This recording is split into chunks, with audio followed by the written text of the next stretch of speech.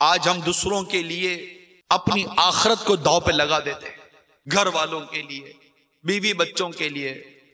भाई ये मत करो, ये हराम है ना। अरे बीवी बच्चों के लिए भी कुछ करना पड़ता है, घर वालों के लिए कुछ करना पड़ता है।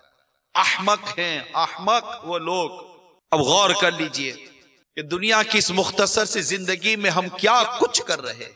एक तो खुद भी बुरे अमाल, अपने अमाल बुरे।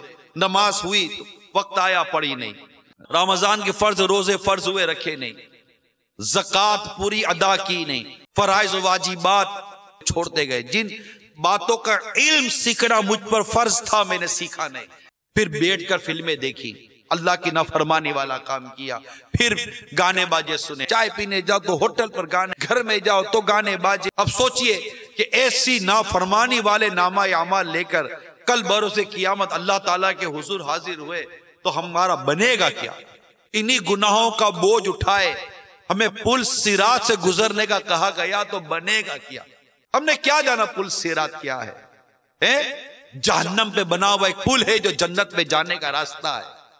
हर शख्स ने पुल सिरात से गुजरना है।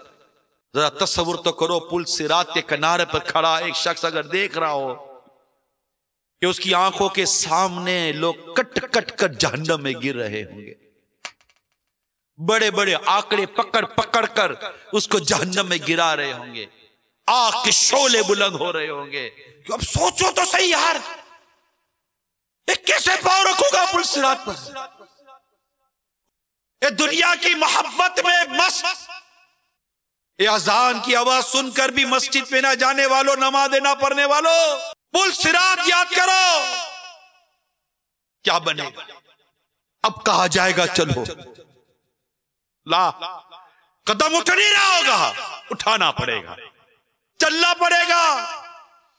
डर लगेगा, अब कटा के अब कटा, अब गिरा के।